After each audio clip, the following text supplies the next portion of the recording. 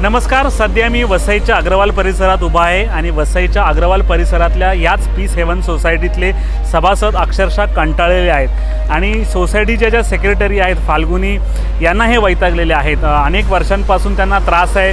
चुकीच्या पद्धतीने पॅनल्टी लावली जाते असा आरोप या सर्व सभासदांनी केलेला आहे आणि या सभासदांनी याविरोधात सब रजिस्टरला देखील तक्रार केलेली, अनेक ठिकाणी तक्रारी केलेल्या आहेत. विनाकारण इकडे फाईन आकारला जातो आहे, कुठच्याही प्रकारची पूर्वसूचना न देता दंड आकारला जातो आहे. या सर्व संपूर्ण प्रकरणाबाबत सोसायटीचे सर्व सभासद इथे जमलेले आहेत. आपण त्यांच्याकडे जाणून घेऊया. सर, काय सांगेल कशा प्रकारे तुम्हाला तुमचे सेक्रेटरी त्रास देत आहेत? सर, आम्हाला एकतर सेक्रेटरीच्या पदाचा गैरवापर करून हे जसं लिफ्ट AC मधून पाणी पडत आहे तर तिथे पेनल्टी 4,500, ओव्हरफ्लो पाणी होत आहे तर एक टँकरचे चार्जेस हे लोक पेनल्टीमध्ये लावत आहेत.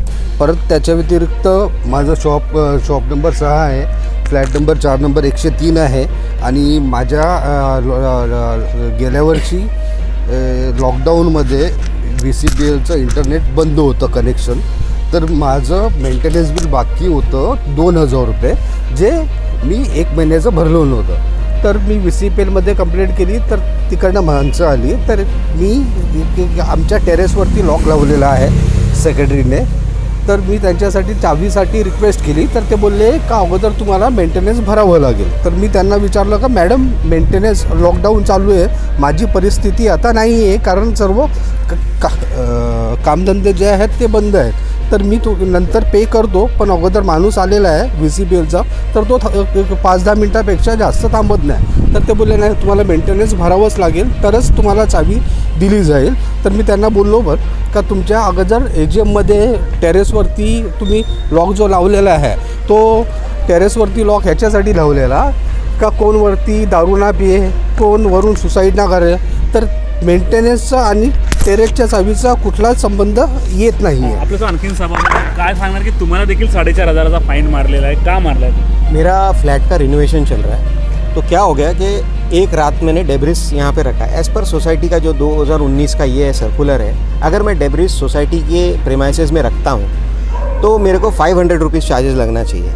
अननेसेसरी इन्होंने 4,500 इन्होंने मेरे को चार्जेस मारा है. ओके.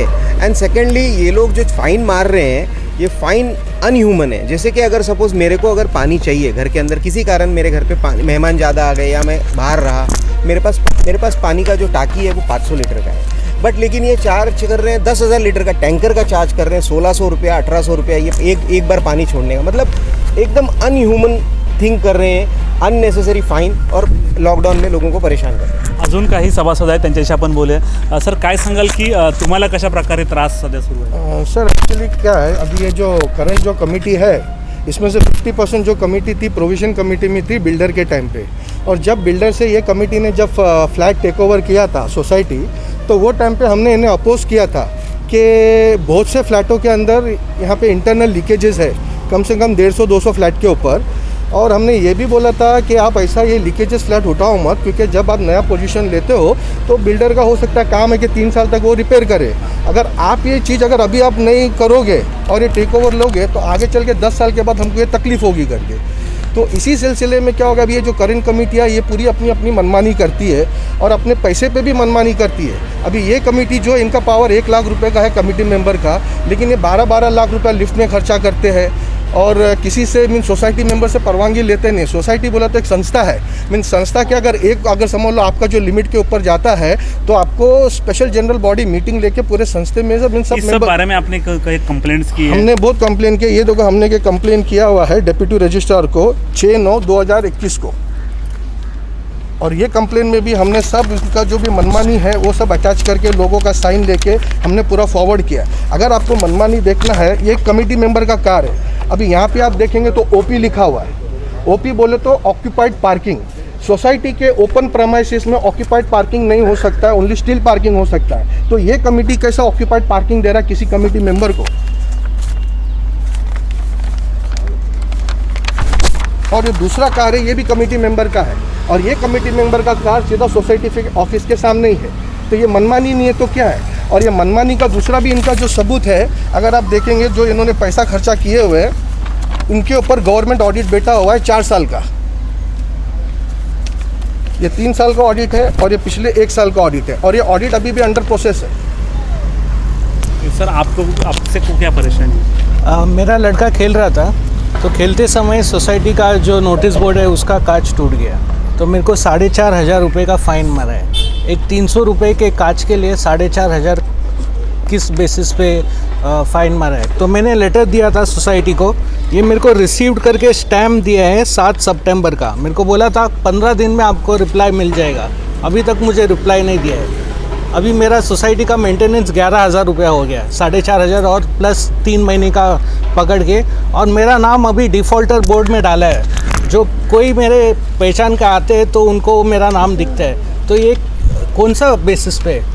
सर आप क्या बताना चाहिए, आपको किस तरह जी, से मेरे को पानी अगर ओवरफ्लो होता है तो ये पूरा एक टैंकर का, एक बार नहीं, ये देखो कितनी बार, ये 1200 रुपये पूरे टैंकर का चार्जेस, और पूरा महीने में 10 दिन पानी नहीं आता है तो उसका कुछ कमेटी नहीं। सुबह 6 बजे पानी आने का टाइम होता है, 5:45 बजे एक कोई भी अनऑफिशियल ऐप लगाया है, उसने उसमें डाल दिया है कि 5:45 बजे आज पानी नहीं आएगा, तो पूरा दिन आदमी कैसे सर्वाइव करेगा? ये देखो नेट अमाउंट, ये ब्रोक जो ऐप है उसके थ्रू इधर प्रीवियस डेबिट है 2680, नेक्स्ट मंथ में वही आ जाता है इधर 3180। ये 500 रुपये का चार्जेस, इधर किधर भी कुछ भी लिखा नहीं है, क्या होता है क्या नहीं, किसको कुछ मालूम नहीं। ये जब भी पूछता है तो बोलता है कि नो पार्किंग एरिया है, ये फ़ाइन लगाए, वो फ़ाइन लगाए, ऐसा करके लगा देते हैं। कुछ बोलना मैं बोलता। हाँ, दूसरी बात क्या है, एक कि ये मैंने यहाँ का जो मेंबर है ही नहीं, ये सोसाइटी का 15 मेंबर है, उसमें वो मेंबर नहीं, ये पेंडे करे। तो वो पेंडे करने क्या किया है, वो मैडम से साइन करा के उसको मेंबर बना दिया उसके बिहाफ में, उसकी वाइफ के बिहाफ में। अभी ये मेरे सामने मैंने जब बोला तो ये काम उसने करके दिया। क्यों? ये रिपेयरिंग का काम वो पहले बाहर भी करता था। अभी ये देखो केबिन बनाया है, ये मतलब क्या है, अननेसेसरी जो परेशानी कराए ना। अभी उसकी वाइफ जो है दो दफ़ा वो यहाँ से एक किया टर्न किया और यहाँ बातों में लग गई उसके साथ। तो ये पार्किंग बाहर वॉचमैन खड़ा हुआ उधर गेट के पास, वो ऐसे ही खड़ा है, वॉचमैन खड़ा है इसका मैडम का, यानी she is owner of the society हो गई है। म्हणजे खरोखरच सभासदांचा आरोप आहे की जी सेक्रेटरी आहे फाल्गुनी राजपूत ही स्वतःची जी मालकीण असल्यासारखं वागत असल्याचा आरोप यांनी केलेला आहे। या संपूर्ण प्रकरणाबाबत आम्ही त्यांचे सेक्रेटरी आहेत फाल्गुनी राजपूत यांची देखील प्रतिक्रिया जाणून घेणार आहोत। आपका नाम सर? धर्मेश गोयल। धर्मेश जी, बताइए कि सोसाइटी के जो मेंबर्स हैं उन्होंने एक आरोप लगाया है कि ये जो सोसाइटी के जो सेक्रेटरी, चेयरमैन, ट्रेजरी मनमानी कर रहे हैं, बहुत सारा फाइन्स हम लोग पे मारे 4-4,500 रुपया, तो वो बाइलॉज के हिसाब से भी नहीं है। तो उस बारे में आपका क्या कहना है? अगर ऐसे जनरल हम बात करेंगे तो फाइन कोई हम हमारे लिए तो नहीं मार रहे कि हमारे घर में वो पैसा आने वाला है। द पैसा का सारा अकाउंटेबिलिटी और सोसाइटी में जाने वाला है। और एनी ऑफ द फाइन जो भी हमने डिसाइड किया हुआ है या तो जो भी हमने डिसीजन लिया हुआ है, that is as per the AGM, कि एजीएम में डिसाइड हुआ है कि बाहर ये लोग जो सारा चीज़ रख रहे हैं उसके लिए फ़ाइन मारना है। फिर व्हीकल अगर अपनी जगह पे नहीं रख रहे, so it is a regular procedure, कोई नया प्रोसेस डेवलप किया हुआ ऐसा नहीं है।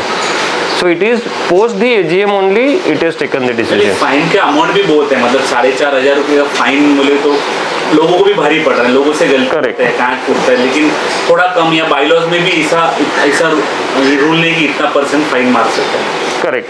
So it is not the one, it is the accumulation of 3, 4, 5 times जो किया हुआ है, उनको वार्निंग्स दिया हुआ है, उसके बाद भी नहीं माना है। सी अगेन मैं वापस वही रिपीट करूंगा कि फाइन का पैसा हमारे पॉकेट में तो नहीं जा रहा है। Fine is something so that they take care of this thing. लोगों के पॉकेट से जा रहे हैं ना। हाँ, बट आ रहा है सोसाइटी में। सर सिचुएशन है, सर पैंडेमिक, लोगों के इस ऐसे टाइम में भी इतना फाइन, ऐसे टाइम में लोगों ने कितने सोसाइटी में मेंटेनेंस माफ किए 3-3 महीने को, ऐसे वक्त भी आप इतना फाइन मार रहे हैं, कितना सही है? देखो मैं अगेन वही बोलूँगा, पेंडेमिक है तो पेंडेमिक सिर्फ उनके लिए नहीं है, पेंडेमिक सबके लिए है, राइट। इनफैक्ट पेंडेमिक्स में सोसाइटी के ऊपर वजन ज़्यादा बढ़ गया है rather than the office. People जो लोग पहले ऑफिस जाते थे, स्कूल जाते थे, ये जाते थे, वो सारे आजकल सोसाइटी में मिलते हैं। सो सारी चीज़ों का यूसेज भी बढ़ गया, उतना पानी बढ़ गया है, लोगों ने अपना ऑफिस यहीं पे खोल के रखे हुए हैं, बच्चे भी स्कूल नहीं जा रहे तो फ्री हो गए। तो उनका जो न्यूसेंस है, बिकॉज पहले क्या होता था, आपकी गाड़ियाँ है, आपके स्कूटर है, जो भी फैसिलिटीज़ है वो बाहर चली जाती थी, सुबह और शाम को आती थी। लेकिन अभी वहाँ रहने के बाद हम लोग डिनाई नहीं कर रहे कि बच्चों को नहीं खेल रहे, लेकिन हमारे खुद के बच्चे हैं। बट प्रॉब्लम यह है कि देयर इज़ अ कंप्लेन। मैंने आपको वही बता रहा हूँ कि हम लोग हर घर जाके जाते नहीं, सही कहीं से कहीं हमको कंप्लेन आता है। सोसाइटी में 1-2 मेंबर्स कंप्लेंट नहीं, तो कुल 20 से 30 लोगों के खिलाफ कंप्लेंट। एक आध 2 आदमी अपन समझ सकते हैं कि चलो वो उनका कुछ कंप्लेंट है, लेकिन 20 से 30 जब मेंबर कंप्लेंट करते हैं, कहाँ तो फिर नहीं, बट मैं अगेन उसको मैं बाइफर्केशन चाहूँगा अगर 30 लोग हैं तो, क्योंकि अगर 20 है या 30 है तो almost we are talking about 66%, 33%, right.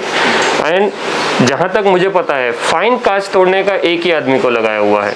So out of the 365 people अगर एक ही को फाइन लगाया तो that doesn't represent the 30 people, right.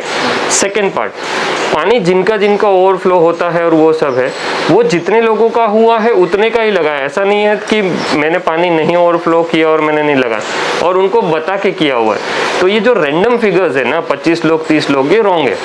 अगर आप मुझे पूछोगे कितने लोगों ने कांच तोड़ा है, तो उसी के 2 बच्चे हैं जिन्होंने एक आदमी का मुंह भी फोड़ा है, और उस आदमी ने आके कंप्लेन किया। इस मामले में आपको सोसाइटी के मेंबर से बात करके मसला सुलझा सकते हैं या कुछ ऐसे ही चालू रहेगा? It is already been done, but क्या होता है, रिपीटेड ऑफेंडर्स है, पेरेंट्स अपने बच्चों को बोलता है जाके खेलो, फाइन होगा, हम देख लेंगे।